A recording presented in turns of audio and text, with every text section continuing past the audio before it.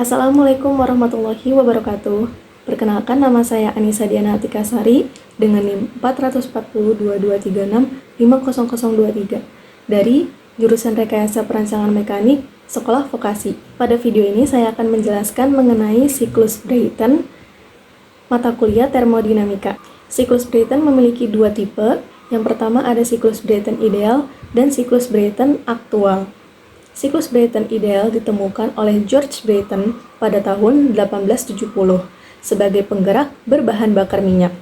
Siklus Brayton ideal merupakan siklus termodinamika yang digunakan untuk menjelaskan operasi turbin gas yang terdiri dari 4 proses.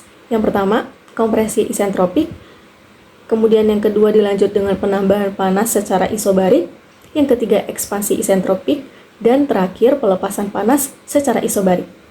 Siklus Brayton ideal ini mengasumsikan bahwa ekspansi dan kompresi terjadi secara isentropik, yakni tanpa perubahan entropi atau entropinya konstan. Siklus Brayton ideal juga mengasumsikan bahwa penambahan kalor dan pengeluaran kalor terjadi pada tekanan konstan atau isobarik. Pembahasan selanjutnya mengenai diagram PV. Pada diagram PV seperti pada slide, ini merupakan proses siklus Brayton yang diasumsikan reversibel dan tune-up. Reversibel ini maksudnya bisa diubah. Proses yang pertama pada titik 1 sampai 2 itu merupakan proses kompresi secara isentropik atau kompresinya pada entropi konstan. Kemudian pada titik 2 sampai titik 3 itu terjadi penambahan kalor atau penambahan panas pada tekanan konstan. Kemudian pada titik 3 sampai 4 akan terjadi ekspansi secara isentropik. Jadi ketika gas yang memiliki suhu yang panas, karena dari proses 2 dan 3 itu terjadi penambahan kalor. Kemudian pada titik 3 dan 4 ini akan diekspansi di turbin untuk menghasilkan daya. Untuk menggerakkan turbin terjadi menghasilkan energi mekanik untuk menggerakkan turbin. Dan ekspansi ini terjadi secara isentropik atau pada entropi konstan. Kemudian pada titik 4 sampai 1 itu akan terjadi pembuangan panas pada tekanan konstan. Kemudian untuk diagram TS sama saja penjelasannya dengan diagram PV. Proses siklusnya juga sama. Terdapat key in atau kalor masuk dan juga terdapat key out atau pembuangan panas, pembuangan kalor. Penjelasan yang kedua mengenai siklus Brayton aktual. Siklus Brayton aktual ini merupakan siklus termodinamika yang menyimpang dari model siklus ideal. Jadi pada siklus Brayton aktual ini penggambarannya terjadi secara real atau nyata, apa adanya. Dan kebanyakan kasus yang terjadi pun siklus Brayton akan terjadi secara aktual. Pada slide bisa dilihat penggambarannya untuk posisi titiknya tidak sesuai dengan atau menyimpang dari posisi idealnya, dan faktor-faktor yang bisa menyebabkan terjadinya siklus Brayton aktual ini. Yang pertama bisa terjadi karena gesekan atau karena adanya penurunan tekanan dan irreversibel. Irreversibel ini merupakan ketidakterbalikan dalam proses kompresi dan ekspansi atau tidak bisa diubah pada proses ekspansi dan kompresinya. Selanjutnya pembahasan mengenai siklus Brayton tertutup dan siklus Brayton terbuka. Pembahasan yang pertama akan saya bahas yakni langkah kerja siklus Brayton tertutup. Sesuai dengan gambar yang tertera pada slide, siklus ideal turbin gas di mana fluida kerja mengalir pada sistem tertutup itu disebut dengan siklus Brayton ideal. Jadi seperti apa siklus Brayton ideal itu? Siklus Brayton ideal itu sama seperti siklus Brayton tertutup. Langkah kerja siklus Brayton ideal atau siklus Brayton tertutup. Yang pertama, udara ini akan masuk ke dalam kompresor Dan di dalam kompresor, udara akan dikompresi sehingga tekanannya naik. Selanjutnya, udara yang sudah dikompresi tersebut akan masuk ke heat exchanger atau alat penukar panas. Di dalam heat exchanger itu akan terjadi proses pembakaran yang mana akan ada penambahan kalor pada tekanan konstan. Jadi, penambahan kalor pada heat di dalam exchanger ini akan terjadi secara isobarik. Selanjutnya pada proses ketiga, di mana udara yang sudah mengalami pembakaran itu kan menjadi gas. Nah, gas panas ini akan diteruskan atau dialirkan ke turbin. Nah, di turbin ini nanti akan berekspansi dan menghasilkan daya untuk menggerakkan turbin sehingga menghasilkan energi mekanik. Jadi turbin ini menghasilkan energi mekanik. Lalu pada proses keempat, kalor ini akan dibuang pada tekanan konstan. Jadi pada proses keempat ini setelah gas tersebut digunakan oleh turbin untuk menghasilkan daya, gas tersebut akan dialirkan ke heat exchanger atau alat penukar panas lagi, dan di sana akan terjadi pembuangan kalor atau pembuangan panas. Kemudian gas tersebut menjadi udara dan kembali lagi ke kompresor, kembali lagi ke proses pertama. Jadi pada langkah kerja siklus Brayton tertutup ini akan terjadi pengulangan terus-menerus dari proses 1 ke 2 ke proses ketiga, keempat, kemudian dari proses 4 akan kembali lagi ke proses 1. Seperti itu. Selanjutnya persamaan siklus Brayton. Pada slide saya sudah memberikan atau menuliskan rumus dari proses siklus Brayton. Jadi persamaan ini saya dapat dari langkah kerja siklus Brayton ideal. Yang pertama ini ada proses 1 sampai 2. Proses 1 sampai 2 nilai Q atau nilai kalornya ini sama dengan 0. Jadi bisa dituliskan rumus kerja dari proses 1 sampai 2 ini H1 min H2. Kemudian bisa dicari besar kerja kompresornya, yakni rumusnya H2 min H1. Selanjutnya ada proses 2 sampai 3. Nah, untuk proses 2 sampai 3 ini saya akan lengkap dulu karena nanti proses 2 sampai 3 akan berkesinambungan dengan proses 4 sampai 1. Jadi untuk meneruskan dari proses 1 sampai 2 rumusnya saya akan lanjutkan dengan proses 3 sampai 4.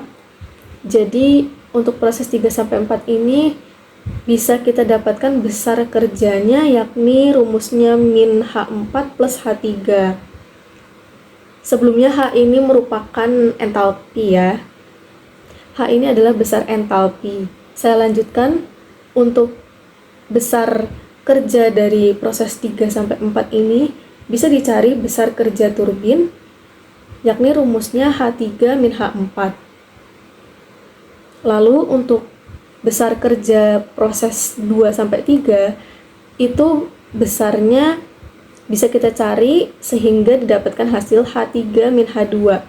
Nah, H3 min H2 ini sama dengan Q in atau rumus dari kalor masuk. Lalu untuk proses 2 sampai 3 itu bisa kita cari sehingga didapatkan rumusnya yakni H3 min H2. H3 min H2 ini merupakan rumus untuk mencari kalor masuk juga. Jadi bisa didapatkan bahwa Q proses 2 sampai 3 itu merupakan atau sama dengan Q in. Kemudian untuk Q pada proses 4 sampai 1 akan didapatkan persamaan yakni H1 min H4. H1 min H4 ini merupakan persamaan untuk mencari Q out atau kalor yang terbuang. Jadi bisa ditarik kesimpulan bahwa Q proses 4-1 atau kalor pada proses 4-1 itu sama dengan kalor buang atau kalor yang keluar. Kemudian untuk mencari W net atau kerja sistem itu bisa didapatkan persamaannya, yakni kerja turbin dikurang dengan kerja kompresor, atau bisa juga ditulis dengan Q in dikurang Q out, Q in min Q out. Kemudian untuk efisiensi thermal pada siklus Brayton itu dapat dituliskan seperti yang ada pada slide. Jadi rumusnya dari efisiensi thermal siklus Brayton yakni 1 min Q out per Q in. Proses 1-2 dan proses 3-4 itu merupakan proses isentropik, yakni tekanan pada titik 2 akan sama dengan tekanan pada titik 3 dan tekanan pada titik 4 akan sama dengan tekanan pada titik 1. Sehingga persamaannya ini bisa ditulis T2 per T1 sama dengan buka kurung P2 min P1 kurung tutup, kemudian dipangkatkan K-1 per K. Kemudian untuk rumus mencari T3 per T4 nya juga sama dengan seperti rumus T2 per T1 tadi. Dan untuk keterangannya, K ini merupakan perbandingan kalor jenis. Kemudian dengan mensubstitusikan persamaan 2-5 ke persamaan 2-4 dapat disederhanakan dan diperoleh efisiensi dari siklus thermal tadi. Kan dicarinya dengan rumus sebagai berikut. Efisiensi thermal tadi kan sudah bisa dicari, kemudian dari rumus tersebut akan didapatkan RP sama dengan P2 per P1 atau tekanan pada titik 2 dibagi tekanan pada titik 1. RP ini merupakan perbandingan tekanan. Next ada langkah kerja siklus Brayton terbuka. Untuk langkah kerja siklus Brayton terbuka ini tidak jauh berbeda dengan langkah kerja siklus Brayton tertutup. Perbedaannya terletak pada proses pengoptimalisasi yang dari fluida kerjanya. Jadi pada siklus Brayton tertutup, fluida kerja ini akan digunakan berulang kali gitu. Jadi secara berulang karena prosesnya akan diulang terus-menerus. Dan untuk siklus Brayton terbuka, fluida kerjanya ini akan dibuang di akhir proses, atau sisa dari gas buangnya ini akan dilepaskan ke atmosfer di proses akhirnya. Seperti itu. Oke, mari kita lanjut untuk membahas langkah kerja siklus Brayton terbuka. Yang pertama, udara ini akan masuk ke dalam kompresor. Di dalam kompresor, udara akan dikompresi. Nah, udara yang sudah dikompresi ini kemudian akan masuk ke dalam ruang bakar atau combustion chamber. Di dalam ruang bakar akan terjadi proses pembakaran karena diinjeksikan bahan bakar. Kemudian udara yang sudah dibakar tadi akan menjadi gas panas dan gas tersebut akan dialirkan ke turbin. Nah, di dalam turbin ini gas akan berekspansi jadi menghasilkan daya. Nah, daya tersebut akan digunakan untuk menggerakkan turbin. Jadi gas panas tersebut akan menghasilkan energi mekanik di turbin untuk menggerakkan turbin. Kemudian sisa gas dari turbin akan dibuang dan dilepaskan ke atmosfer. Jadi sisa gas tersebut akan dibuang ke atmosfer. Seperti itu untuk langkah kerja siklus Brayton terbuka.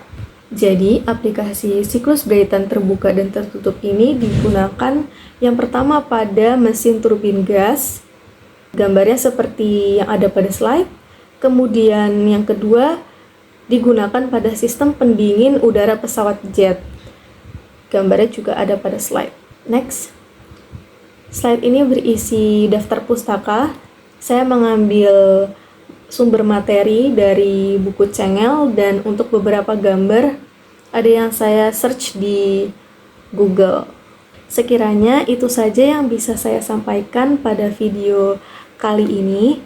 Terima kasih untuk Ibu Sri Utami Handayani selaku dosen pengampu mata kuliah termodinamika yang sudah memberikan tugas ini kepada saya dan teman-teman. Kurang lebihnya mohon maaf. Wassalamualaikum warahmatullahi wabarakatuh.